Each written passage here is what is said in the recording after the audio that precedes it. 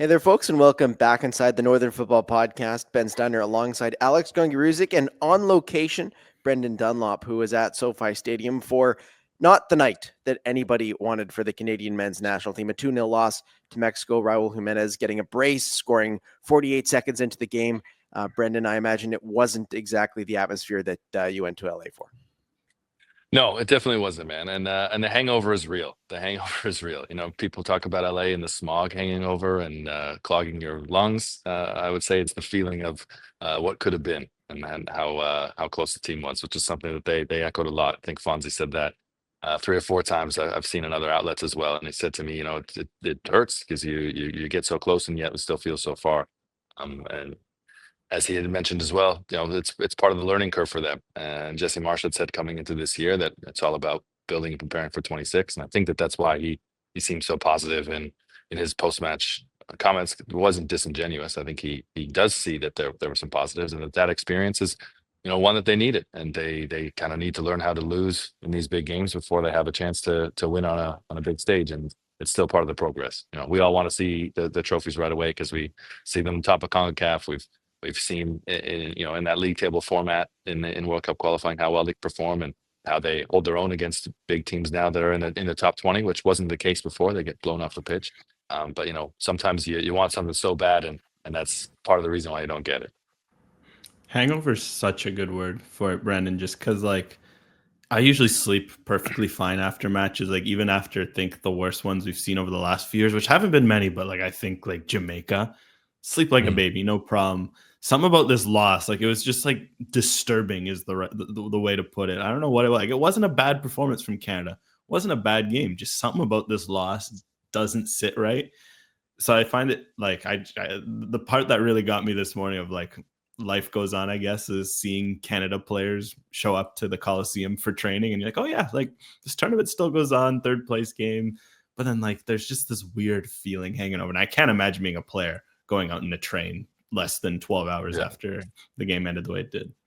Well, there's a lot of conversations immediately afterwards in the mixed zone. There was quite a lot of media, American and Mexican media, of course, and the easy question is, well, you are playing the States, but it's not the game you were expecting. And the way the players spoke about still having something to play for and play for pride, it's just hard to feel like that game matters anywhere near as much. That should be a tactical showcase as opposed to a real technical and emotional test, which is what a final would have been, right? And in every sense, it will feel like a glorified friendly. And we forget that that's why the Nations League was created in the first place, was to make these windows that were a bunch of friendlies actually mean something. And hey, when you care about something so much, that's part of why it hurts when things don't go your way. I think part of the biggest thing for me, and the reason that I think a hangover is a good summary of the feeling of it as well, is there's not many more of these big stake opportunities before the World Cup. You think of what the next year involves, and could we have some high stakes games at the Gold Cup? Sure, that will be a place where this Canadian national team is tested, but you're not getting high stakes like this again before the World Cup. The next time that this Canadian team is going to face a crowd like that, an atmosphere like that, and have the roster that they have in those kind of circumstances is literally the first game of the World Cup at BMO Field. And that's the worrying thing to me, is Canada doesn't have many more of these preparation opportunities. And so this feels just like a massively missed opportunity to not just win a statement game, but to get to a final and have another opportunity in a high stakes game. Yes, the third place game is still against the US, but it is going to be experimentation for both Marsh and Pochettino after disappointments in that first game. And both of these teams won't have that high stakes environment ahead of the World Cup. And that's a worrying thought, especially for the US and maybe a little bit less so for Canada, but it's disappointing, Brendan. Yeah, no, it really is, man. You hit the nail on the head there. I mean, you look at tactically, both you guys say that this wasn't necessarily a bad performance, and Jesse Marsh had said there was a lot of good things. I look at some of the elements that you expected Canada to be strong in or find a little easier. I did think that they would be able to keep their heads regardless of how CONCACAF that match got. And in the first 45 minutes, there were 5 yellow cards. There was only 1 yellow card in the entire second half. You can't always control the referee's leniency. A lot of people said that referee Said Martinez, the Honduran, looked nervous in the tunnel just from the screen. This guy looked like a referee that knew he was. He woke up that morning knowing that he was going to be in his book a lot, and walking out into the moment, he was ready to put his pen to the book, and it kind of seemed like he was figuring out his leniency. What is a foul? What is not a foul? As he went along. But that's playing in a big tournament. That's, these Canadian players know that's exactly it. I had speculated that maybe Alphonso Davies or Alistair Johnson wouldn't make it into the second half, being on cards in the way that they were being targeted specifically. And I asked Jesse Marsh that, did you have any real consideration to removing those guys? And he answered immediately and said, yeah, that was the first thing that me and the coaching staff said as we walked into the change room was, can we keep these guys on? And in the end, that they did, and they made tactical changes elsewhere. And to be honest, I thought that Jesse Marsh responded to the match really well. But the standout guy for me, Alex, is Jonathan David. Like it kind of felt like he was invisible out there. There wasn't a lot of moments where Jonathan David was able to have kind of any impact on the ball. There was a couple aerial challenges where he was kind of closest to having any type of an impact. And I just wonder if they're still trying to figure out how to juggle everybody, or if that was a response to the situation that you're already down in the second minute of play before you've really found your foot in the game at all. Yeah, I won't dive too deep into it because I know we got a lot of questions on lineup and tactics and formations and all that stuff. But definitely the Jonathan Davids kind of sums up their night. Like, he didn't have a bad night, but they didn't find him enough. And, I think for a team that has goals in it, you want the game to be running through him. It was running through him in Suriname. It was running through him in some of the friendlies in the fall, and it wasn't today. And you see what happens. This attack depends heavily on Jonathan David, but this attack faces questions of, how can they perform in these big games? What can they do when plan A gets taken away from them? And those are all questions Jesse Marsh is going to have to answer going forward. Yeah, the thing to me with Jonathan David is it's something I said, months ago, over a year ago now, that he can be in whatever form at the club level, but it all comes with a bit of an asterisk for me because it doesn't necessarily translate to these big games for Canada. And it played out last night. And, I fully take being ripped on it when he goes and lights up the Champions League. But when we see a match like last night where he was fine in a lot of ways, but just didn't get opportunities, Canada only got 1 shot on target, and that came from Alphonso Davies' direct free kick. It rings a little bit hollow for me when he goes on these great forms at the club level. No.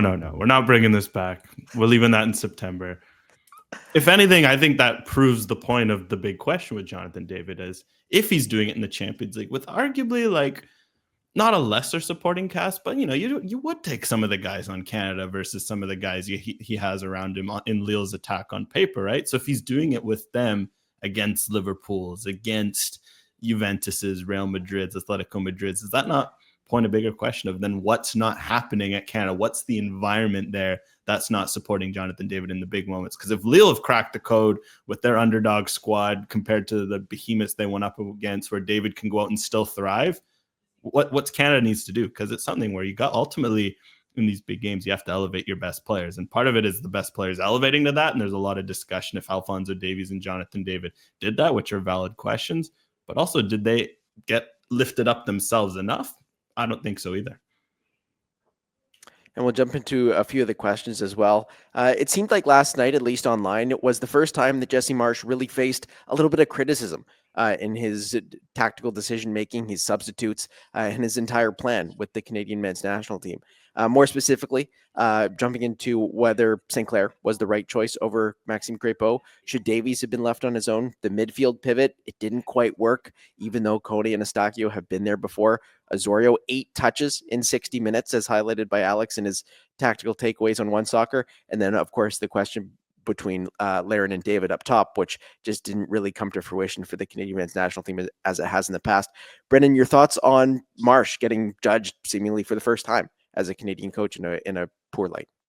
Yeah, I haven't read a lot of those criticisms, to be honest. And as I said, I my initial reaction was that tactically he made the substitutions that you kind of felt like should come. And to be honest, I felt like he did them at the right times as well. I don't think introducing Jebison and Tani 10 minutes earlier would have made a difference, to be honest. It kind of did feel like, that 74th minute free kick from Raul Jimenez was a real dagger that they might as well just run stoppage time. It really didn't feel like Canada had the chance to get 2 goals, because it seemed like it was going to be really difficult to find the one. Even though they enjoyed a bit of possession, and even though the referee allowed play on, it was there was a bit more rhythm to the second half, and yet Canada didn't find their own rhythm, right? So I think with Osorio, part of it is that particularly in the second half there, and before he was the first substitution, was he was trying to occupy areas that he does for Toronto FC, and I think that maybe Jonathan David kind of being in the same spot. David and Laren weren't able to play as the 2 up top as they have previously. David seemed to be behind, and it just seemed to be a very clogged up kind of area in the final third where everyone was a bit out of sorts. And it's unfortunate that they weren't able to get David the service so that he can do what he can do. But when I saw the team sheet and saw Osorio in there as well, I thought that could cause a problem going forward. I don't think Osorio is certainly not the reason. But I just think that they kind of, perhaps they didn't have the right group out there in the moment to adjust to the game that they were dealt 48 seconds in. I think that would have been great, and they would have found it very different if they were able to get to halftime scoreless. Honestly, that's very easy to say, but in terms of how that formation was and what they had intended to do, that all went out the window in 48 seconds. Where Mexico pressed the way Canada pressed and were rewarded for it. Yeah, the lineup is an interesting one. I will agree with you, Brennan, in the sense that it's hard to say like Marsh had a bad showing. Like, he went out and the lineup he put out didn't have any qualms with it. If anything, I was actually kind of expecting something like that earlier in the day. I was kind of playing around, looking at the wingers, and I kind of wondered, like, Canada, might we see? I thought it was going to be maybe Chouanier in the role we saw Osorio play, just to bring a little more energy in the midfield, maybe free up Kone. I wasn't surprised to see Osorio. But what I will say, look, it's hard to pin on Marsh the fact that his team, I was talking with Ben before the show, like the first goal to me is just like bonkers. Like it's actually one where maybe having played a bit of defender this season in my own men's league, I'm not going to turn this into, AGR's VMSL adventures, but like that one infuriates me just because it's 40 seconds of ping pong of chaos. You pick up the ball. I get Jesse Marsh wants his team to play intense, but it's just the fact that it was Alistair Johnson, one of the guys who's now one of the most experienced on the team. He's playing the Champions League. I just find it wild. He picks up the ball deep in his own half and just immediately looks up and chucks it to no one. Like that for me just felt really naive. And then the team was unorganized. Mexico, yes, they got lucky, but they attacked an unorganized element. From that point on, I think for Marsh, it's hard to pin that on him, but the reality is Mexico got the game plan spot on. Like Javier Aguirre, it was perfect. It was a tactical masterclass. From Jesse Marsh's perspective, when you're faced up against something like that, you have to be aggressive because Mexico clearly targeted their plan A. And you saw it, like Mexico, anytime there was a hint of Laren or David or Ahmed or any of the front four getting anywhere near their back four, what'd you do? Send it long, even if you lost the ball. They were okay with that. They didn't want to get pressed like the US did in September. Otherwise, like they were just so organized, 4-4-2. They're like, all right, we know you guys like to counterattack. Break us while we're set. Canada didn't. Mexico's gamble paid off. And I do feel like for Marsh, at halftime, you could have seen some of the signs of, okay, maybe it's not fair to some of your guys. And I get it's never easy to make a halftime sub, but it's also a bit of like, you need a jolt. You need something. Even the attack isn't working. You stick with Kyle Laren and Jonathan David for 80 minutes. It felt like at minute 30, minute 40, it wasn't going to be one of those days for those guys. So it's hard to say like Jesse Marsh got out coached because it's unfair on him, but I think Mexico got everything so perfect that you do look at Marsh and wonder if he could have been a bit more aggressive. And I think that's maybe where some of the sentiment came online. I think you also have to look at whether this Canadian team was just immature in a lot of the ways it approached the game. A lot of the talk leading into the match was being eager and being aggressive and being that forefront on the ball. But then they get in and they make an immature decision like Alistair Johnston on the throw-in. Then there were decisions like that throughout the first bit of the match as Canada just like couldn't settle. They couldn't stick to their game plan when you concede so early. They got nervous. They got too excited, I think. And I think we can all kind of call back to experiences in our own lives where you get too excited about something and then you burn out really easily and it all just explodes. Well, that's probably what happened with Canada last night. Is it was so built up in their mind. It was so built up that this was the moment that they were going to come out and be that preeminent CONCACAF power, that when it came time, they couldn't stay calm under pressure. And it was a mistake that cost them. And then once that happened, it all fell apart, Brennan. I hadn't thought about this until your description there, but it was Croatia all over again, except they were the ones behind early. But, you know, I would say in that Croatia game, it took Croatia about 20 minutes to kind of find their game. And then Canada were on the back foot immediately and chasing. And that's what Thursday night against Mexico felt like, where it was like they weren't able to find their footing. To your point, you know, the wants and desires and wishes for the night seemed to be just a bit too much, and everything was a little more difficult. I don't think, you know, that Alistair Johnson response, as you say, that's typical first minute football anywhere, especially in the UK. That's just how you play the first minute. If you played that 100 times, you wouldn't get that same result. It ping-ponging off of Davies and Bombito. It's just so unfortunate. And when you're playing top teams, there'll be someone in the box like Raul Jimenez to finish that off. And Canada didn't get those lucky bounces. You know, if that fell to Kyle Aaron, I would expect him to do the same thing. The reality is that not every nation in CONCACAF has a player like that will burn you immediately, and they were up for it. And when I say, you know, they press the way Canada wants to press, to me that's the best example of it. And then from that second on, Mexico were afforded the opportunity to play the match the way they wanted to, which I think for a lot of viewers who've watched Copa America maybe for the first time and were frustrated by how there was no rhythm to the game, how many whistles there were, how many times bodies were on the turf. You know, this was that style in an environment that was, you know, fully Mexican, even though it wasn't full stadium and much lighter, I think, than CONCACAF would have hoped for. But CONCACAF have their big ticket for Sunday, and while we are incredibly disappointed for a USA-Canada third place game, there'll be a lot of people, you know, associated with the match that are quite happy that Mexico's in the final. And also, Alex, I know in your One Soccer tactical breakdown, you looked at the midfield as well. This seemed like a match where, you know, you could have had a Nico Sigor potentially brought in to break some lines. It didn't seem like that midfield pivot was working the way it has in the past. Maybe that's down to Kone's form. Maybe that's down to Osorio's role on the night. Alex, what do you see from the midfield against Mexico? Yeah, I think you saw the good of Ismael Kone and you saw the struggles of Ismael Kone all in one match. Kone is definitely one. I was kind of reading around. He's kind of, some people loved him, some people didn't. I was kind of in the middle. But I think what was clear is you lacked the defensive organization you get when it's Eustáquio Choinière. Like, because they're two Energizer bunnies. They got this stamina. They know how to stick together. There's a few sequences. I highlighted one in my article. There's a few others where it's just like Kone and Eustáquio weren't on the same line. And if you know anything about the 4-2-2 and how it defends, it's all about staying together, knowing when to step, knowing when to drop. And Kone just felt a bit out of sync in that regard. At the same time, you do get value from Kone on the ball, and that's the tough part. He had some good moments where I thought he handled the tempo of the game well. He spread it around, etc. But unfortunately, I think with Jesse Marsh's team, the midfield, it all starts with the defensive side. And I think that was felt.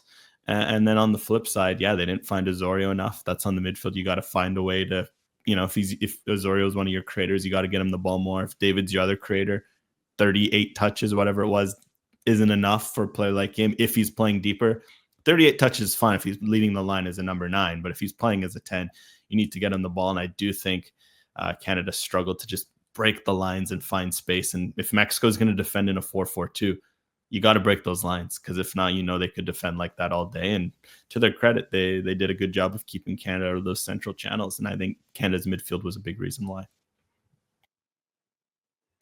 Brendan, before the match, we spoke a lot about Dane Sinclair getting the start over Maxime Crépeau and the goalkeeping decision going into the match. Dane Sinclair gets the start, probably not at fault for either of the goals. Two very, you know, a well-taken free kick, and the first one a breakaway that's going to be challenging for any goalkeeper.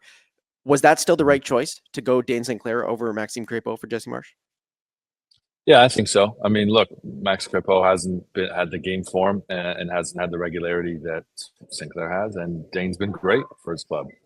So I think, the fact that Jesse Marshall kind of tipped his hand in the fall window, that he was leaning towards Dane. Joe Callahan wrote a piece for Canadian Soccer Daily about the work that Dane Sinclair has put in specifically to the mental side of his game, that you can kind of see, I think, manifesting out on the pitch there and between the sticks, certainly for club. And he had some really good reactions in the match too. He'd come out to the top of his box to deny an attacking play, I think around the half-hour mark. So Canada could have been down 2-0 30 minutes into the match, and I think that would have that could have really buried them very, very early. I thought he reacted pretty well, and then on Jimenez's second goal specifically, where it kind of seemed like Dane just didn't see it. He got so close to actually putting fingers to it, but he was 1 foot kind of too far, and the placement of the wall, something that Jesse Marsh spoke about afterwards, revealing that one of the first things Alistair Johnson said to him was that they kept moving the wall back. We were like 15 yards away. The referee kept moving the wall back because Mexico kept complaining about it. And they ended up being so far, when you see the replay, it does look abnormal that they are as far away from Jimenez's kick as they were. The two Jimenez's. We knew one Jimenez was going to kick it, and Raul put it in the perfect spot and just out of the reach of Dane Sinclair. He wasn't at fault for that, and I think that he'll shake it off. And will we see Max against the U.S.? I really don't know, to be honest, because I think that Jesse Marsh feels that Dane is his guy, and because there are so few opportunities, and maybe Dane's not with the Gold Cup, then you probably see him against the States. Maybe, hey, you got to keep the fire stoked, right? Keep that competition going. So maybe we do see some Crepeau on Sunday, but no, I think among the lineup decisions, the St. Clair one, like, it was merited on form. It's not like he's not played for Canada. So it's like, I think it was one of those where you get caught up in hindsight. Oh, Maxime Crepeau had a great Copa America. No doubt Max Crepeau elevates his play in a Canadian shirt. But in this 1-2 battle right now, it can be easy to forget that, Sinclair had won it because Crepeau had a bit of a struggle against Panama. And now, if Crepeau earns his shot for the U.S. game, I think it's fair both ways. It's razor thin between those guys. So little things like form have to come into play, because those are the sorts of differences it can make. Because, I think this one's tough on Sinclair. Like, the first goal, it starts with such an avoidable breakdown. You're 40 seconds into a game, usually as a goalkeeper, you're just looking around, getting used to the lights, the sights and everything. And all right, 40 seconds in, you're facing one of the best strikers in the world right now, bearing down on you one-on-one. Like, good luck. Like, welcome to the game. And then the second one, yes, he gets a hand on it. I know sometimes you get a hand on it, you should save it. But also, you look back at the free kick. Like, Jimenez, it was a textbook make a keeper uncomfortable free kick. Like, he struck it around the wall, check. Curled it so it went outside the post, dip, check. Like, he hit it on the side where usually a lot of keepers are more uncomfortable on their left versus the right. Like, check. Hit it at just a height where sometimes for a taller guy like St. Clair, it's easier when it's in the top corner. Jimenez kind of hit it at that mid height where St. Clair has to choose, do I dive? How do I get down to it? Like, Jimenez struck it perfectly. And for St. Clair, that's just goalkeeper sometimes. Not much you can do about it. And a question from Big Red as well. Is Marsh falling into a similar trap as Herdman of being too loyal to some of the players that have served him well in some of the bigger games that they played at Copa America? I don't think so. I think when you look at the lineup choices, it was, for the most part, the best Canadian players and the best players to fit the game plan that they had. When you concede so early, the game plan goes out the window, and I think that's where we can get a lot of decisions against. Maybe Osorio wasn't the right guy to start. I know we've had a few people mention that, Larin and Osorio probably at this point might not be starters in 2026, given the depth at striker and the other options in midfield. And so giving them a start in a game like this might not have been the right choice. But I actually think in terms of a starting 11, he got it right. It just all went out the window in the first 48 seconds, Brennan. Yeah, I totally agree with you. I mean, I wouldn't say that he's too loyal. If anything, the only thing you could perhaps poke at, and to me, it didn't bother me, because I think that Jesse Marsh is a confident person. He wasn't giving any more away, I think, than Javier Aguirre in Mexico could take advantage of. But it is rare that you see a manager 2 days before give you more than half of their starting 11. But I think that part of that is to reassure to some of those guys who perhaps just need the affirmation and need the added mental boost in those days of preparation to know that, look, they're still the guy. That's why he did it and said so publicly. But look, we all were excited for the prospect of Daniel Jebison or Promise David in the squad. It seems like they've had a really good camp and have fit in to this team from the jump, exactly as Jesse Marsh anticipated. None of us thought that they would start. You look at that match now, and as I said, I don't think that things would have changed if he had a different starting 11.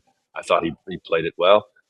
If there's one spot I would highlight is he knew, and we talked about this in the last show, that he couldn't get 60 minutes out of Shaft, and he couldn't get 60 minutes out of Tejan, and he wouldn't be able to get 60 minutes out of Ali Ahmed, I thought, either. And I don't think Ali Ahmed was too bad, to be honest. It was a difficult task, and he was kind of the best option that Jesse Marsh had there to go from the off. So if you have all those guys at 100%, I don't think Ali Ahmed's in that position. But again, it's not Ali Ahmed's fault that they lost. I think that Jesse Marsh has handled his players really well. And the fact that he has rotated the way that he has over these last couple of windows shows me that he is entrusting other guys, empowering other guys, at the same time as rewarding the guys that are still the key pieces. And it's true that Kyle Aaron and Jonathan Azoria may not be starting pieces, and perhaps maybe one of them isn't even in the squad come 26. But you're playing to win a trophy right now, and they're still very much key pieces of this. So I don't think you can play for the future while you're playing the game now. They wanted to win a trophy. Everybody did. They put up the best team that they thought could do it, and it didn't happen.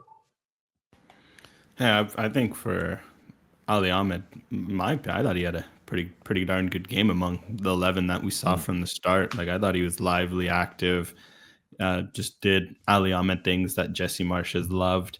And I think if anything, Ahmed's been a good point about Marsh's loyalty, in the sense that, in theory, like, starting an MLS Whitecaps winger versus someone who played against Real Madrid on Saturday, it's a bold call, but ultimately it's been the right one. Like, form-wise, I felt Ahmed's been better for Canada than Buchanan. He's been in better form, and Marsh has rewarded him. I think now where it's going to be tested is you have to look up front. I think going with Kyle Aaron was the right decision, just in the sense that, like we've mentioned, the guys around him haven't stepped up, right? Like, the reality is Laren himself is struggling, but it's not like, Oluwasi's been banging in goals off the bench for Canada, like the other guys have been banging down the door in a Canadian shirt. That's being said. Club level, they're all doing a great job. But I will say, when you see a performance like this, where you just struggle to get in the game, he goes 80 minutes when you got a guy like Promise David rearing to go on the bench, you do wonder, like, was that a very missed opportunity? Especially with one thing that stands out with Kyle Aaron, and you see it at Mallorca, he rarely goes more than 60 anymore when he starts. Like, it's something where it feels like if he has it, he usually scores like a first half goal or something like that. This is, no, I don't have the numbers to back this up. It's pretty anecdotal, but at least over the last year and a half, that's kind of been the sentiment. That's why I found it a bit interesting that Marsh went to 80, because at that point it felt like that ship had long sailed. It was better to get a David in, a Jebison, Oluwase, anyone, freshen it up, go for it.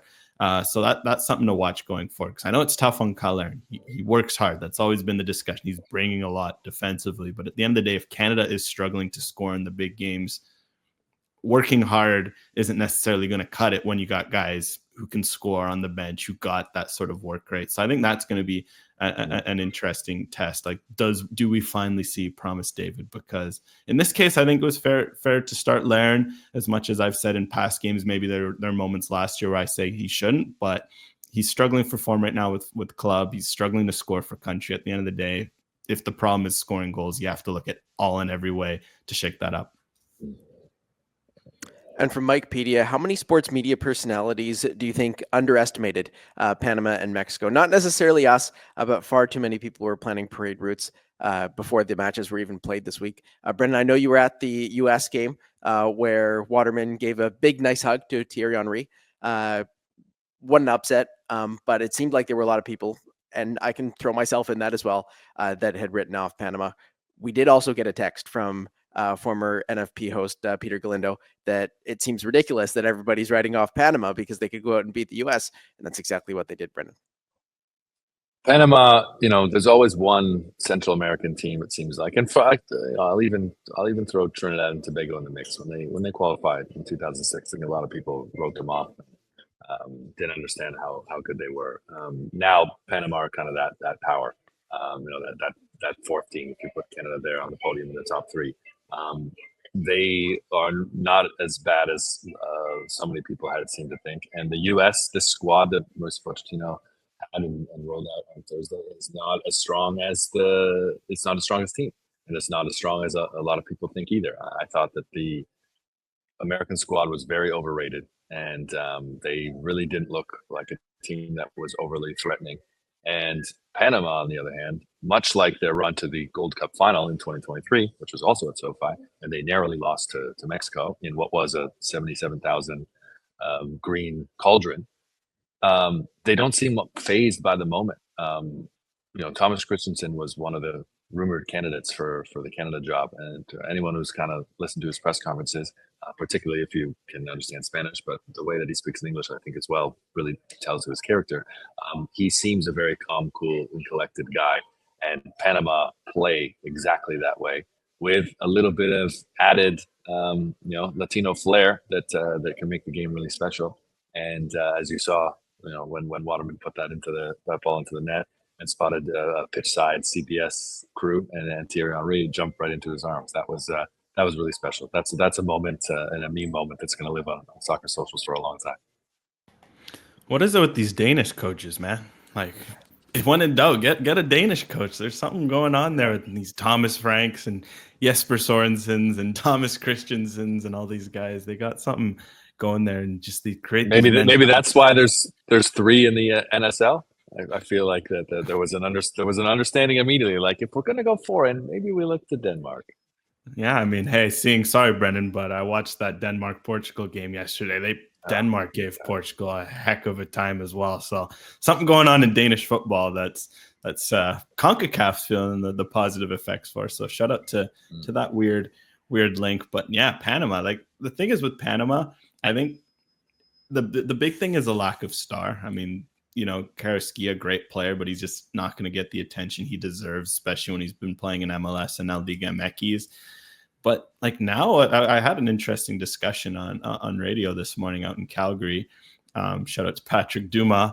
He asked me a good question of like, where does Panama rank in CONCACAF right now? Now I'm thinking, like, if they go out and win this tournament, like, there's a fair argument you can put them above Canada. You can put them above, like, in that discussion with Mexico, US, because now they have that they would have that statement result Canada's been itching to get, like, dying to get.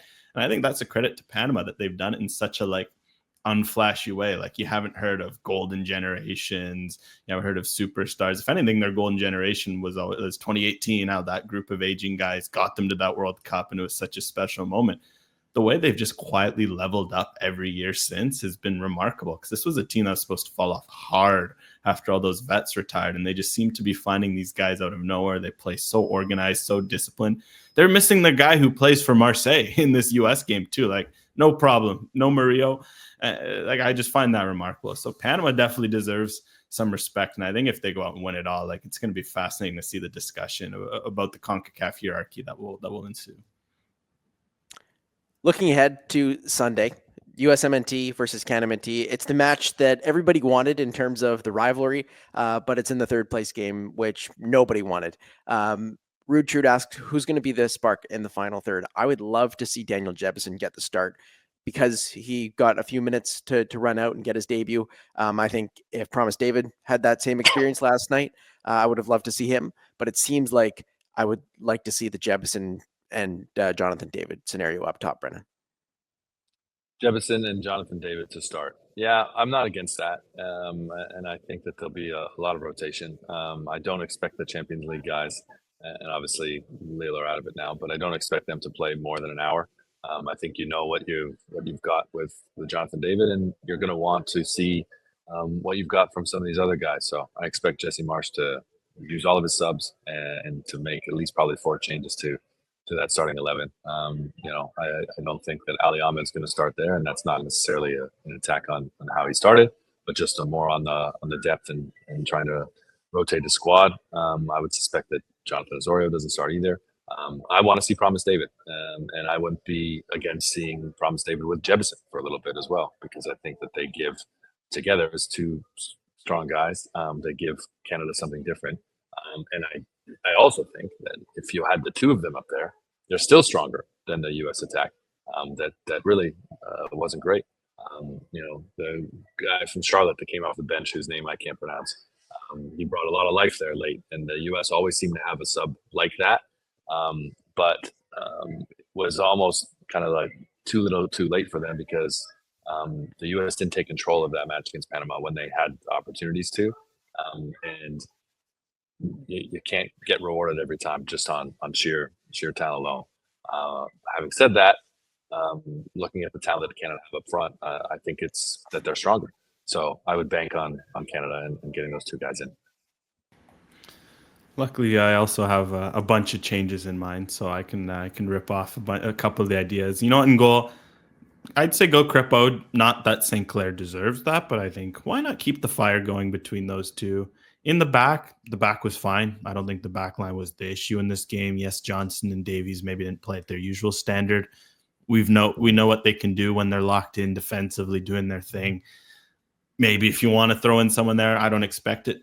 One thing is Derek Cornelius got the crap beat out of him in this game, and credit to him for gritting it out. I do wonder if the idea to leave him on after the head injury was the most prudent. Throw in Jamie Knight-Labelle. He was great last camp. They've talked a lot about him. Let's see some more in a start, kind of like how Luc Dufourgerol got a start against Uruguay in the third place game. Otherwise, like, this needs to be Nico Seeger time. Like, I genuinely thought he could have earned a start in this game. I thought his skill set would have actually been perfect for this Mexico game, but I get why they didn't. He lacks the experience. Well, get him the experience. Start him. Play him in midfield. See what there is there. I would love to see some Seeger. Otherwise, get some Choinière. Like, so far out of the pivots we've seen, Choinière Eustachio has been the best. Maybe, like, find a way where you do Choinière, Eustachio, Seeger.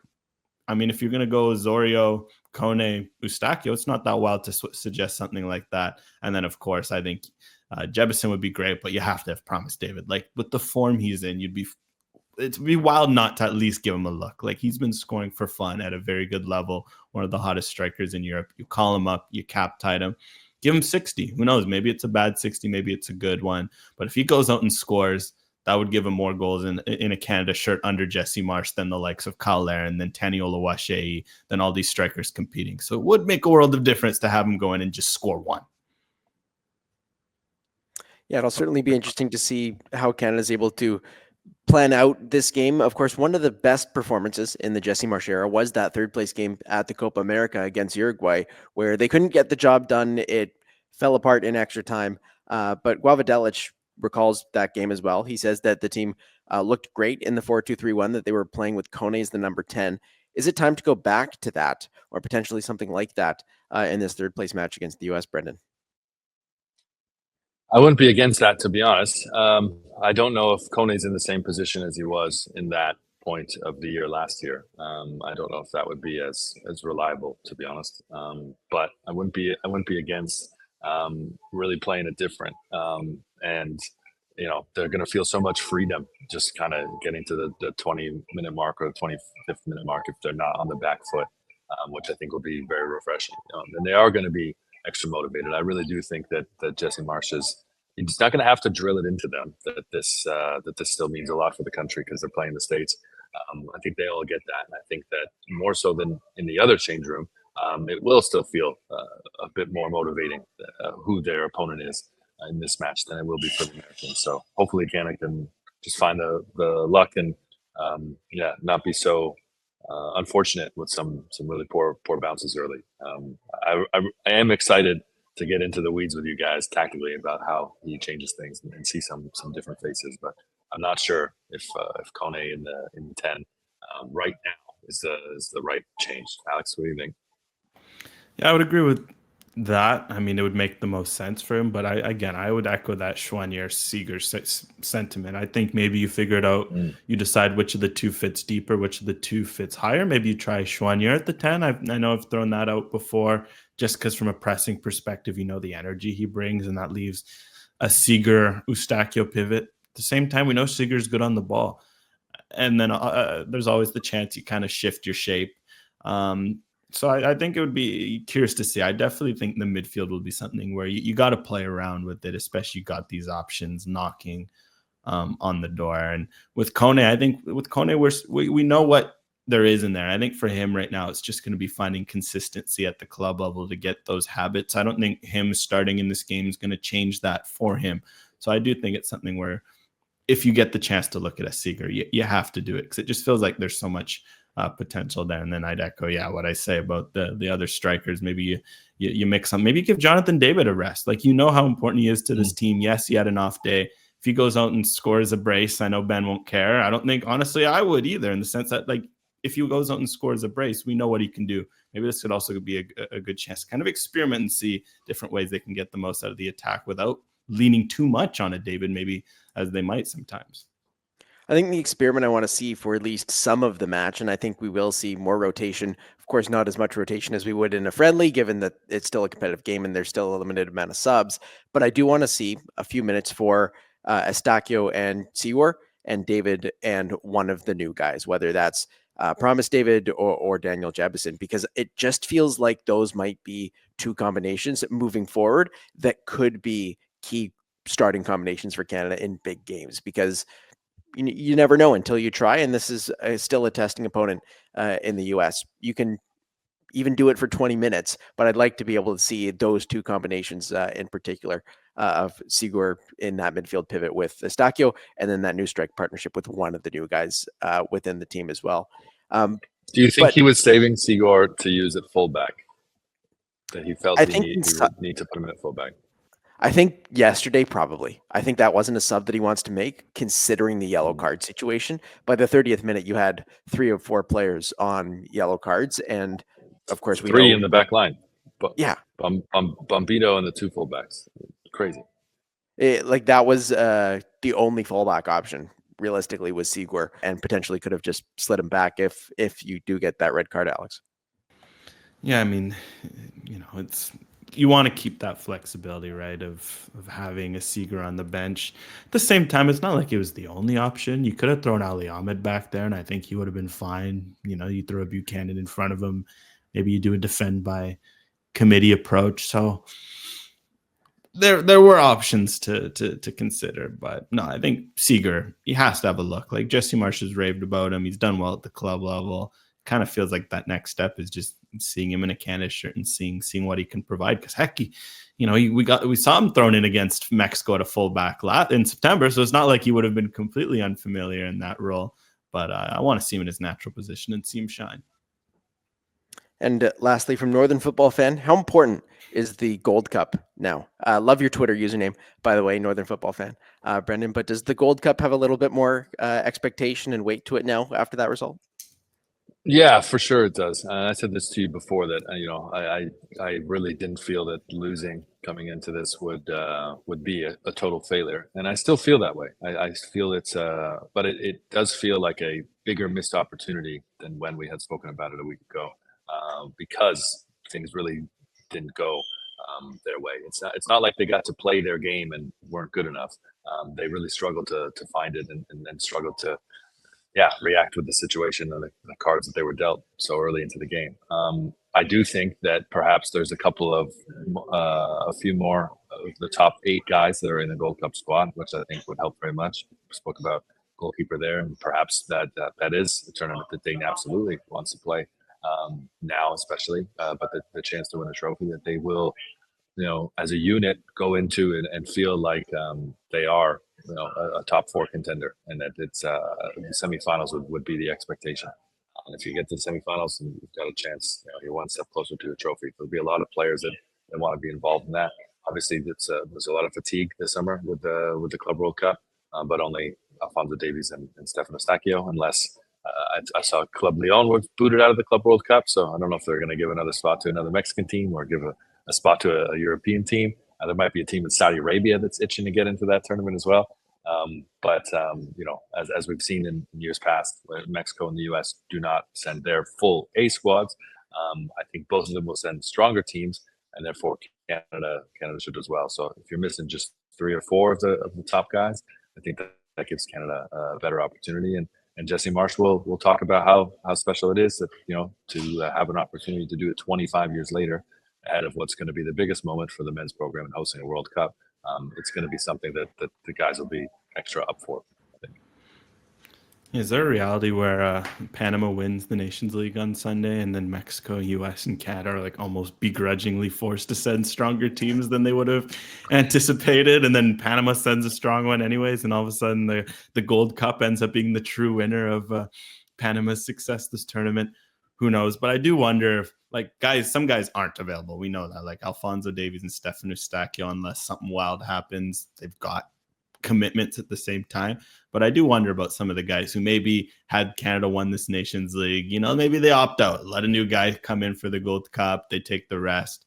So that'll be something to watch. Like, maybe I'm trying to think of someone like, maybe hard to say someone of the level of a Jonathan David, but you do wonder some of the other guys who've had big workloads, and all of a sudden they're like, you know what, let's come around. So that's something to watch on the European front. And I think there is something still big to prove at this Gold Cup for this Canadian team. And it would be huge if they could beat one of Mexico or the US, because they are still lacking that sort of statement win against those two in a knockout match. Because, of course, they have statement wins against the US in Nations League and against the US and Mexico in World Cup qualifying. But when it's come to these knockout games, they've lost to a US in a final. They've now lost to Mexico in a semifinal. They've lost to Mexico in the 2021 Gold Cup semis. They lost to the US in the 2023 Gold Cup quarters. It would be nice for them to go out and get a statement win to show, you know what, you can beat those guys in those games. And it's not always the psychological edge that we constantly end up talking about, even though it feels like Canada, they narrow that gap, yet then Mexico will go out and put out this performance they did yesterday, where it was just like the 5 unks at the basketball court just absolutely schooling all the hot shot guys coming back from their first year in college. Like, it was impressive for Mexico. So I think that would be something huge for Canada to get at this Gold Cup. Yeah, it's certainly going to be interesting this summer at the Gold Cup, but also news that Canada is going to play a couple more friendlies at home against Ivory Coast and Ukraine at BMO Field. Certainly exciting to see that. The logo for the Canadian Shield tournament looks a little bit like the Northern Football logo, but we'll give Canada Soccer and MLSE that one. We can thank them for bringing some home games, Brendan. Yeah, we can thank them for bringing some home games. And we talk about all the time about having, different opponents. And look, Canada doesn't get enough European opposition to test themselves against. And I think Ukraine will be a good test. And the Ivory Coast are not the power that they were in years past, but I think it'll still be exciting to see an African opponent go up against Canada. And as I say, in leading into the Gold Cup, there will be a few more pieces of the A squad that I think will relish in that opportunity. And I'd said before, too, that maybe you have a few guys that aren't a part of the Gold Cup squad, but they're a part of that camp and the tune-up in preparation and get to be involved in those games as well. So it's good for the fans. Two more games against two more countries that aren't CONCACAF familiars, which should make for great nights at BMO. Hey, if we inspired Canada Soccer, I'm happy with it. Maybe they just saw the NFP logo, and then they saw, it would have been too obvious if they put Senegal and then they put Portugal, etc. So they just, change things up. Oh, let's call Ukraine. Let's call Ivory Coast, two West African teams. No, but I kid. It's two good opponents, like an African champion. I kind of forgot that at first because they won. But that's kind of a big deal. It's a team that's the best in their continent, a very good continent. Ukraine's got some world-class players. Those are going to be two good friendlies. So it's a good start. And, they hopefully the start of more good friendlies going forward. Well, they didn't completely overlook heritage from the Northern Football Podcast. My family does have roots in Czechoslovakia, in a town that is now in Ukraine. But that'll be a good summer at BMO Field. And, of course, the Gold Cup at BC Place as well later this summer. That one, the more you know, Ben. If it's not some League One BC midfielder from the 2018 era, it's a town that used to be part of, as you said, Czechoslovakia, and is now Western Ukraine. It's where my grandfather was born before the Steiner family came over to Canada, and the great city of New Westminster before spreading across Canada. But that's all we've got for episode 222 of the Northern Football Podcast. For Brendan, who's in LA, going to take up the sun over the next few days and have some interviews with Canadian players. Alex and I still here in rainy Vancouver. It's coming down out there pretty hard right now. But make sure to listen to the Northern Football Podcast wherever you get your podcasts. We're on social as well, Northern Football and the 90th Minute. And you can check us out on YouTube. I had a chat with Daniel Jebison that is still pretty relevant, I think, after his debut against Mexico. Not the result that Canada wanted, but they'll still get that clash with the U.S. men's national team on Sunday. And we'll be back after that one.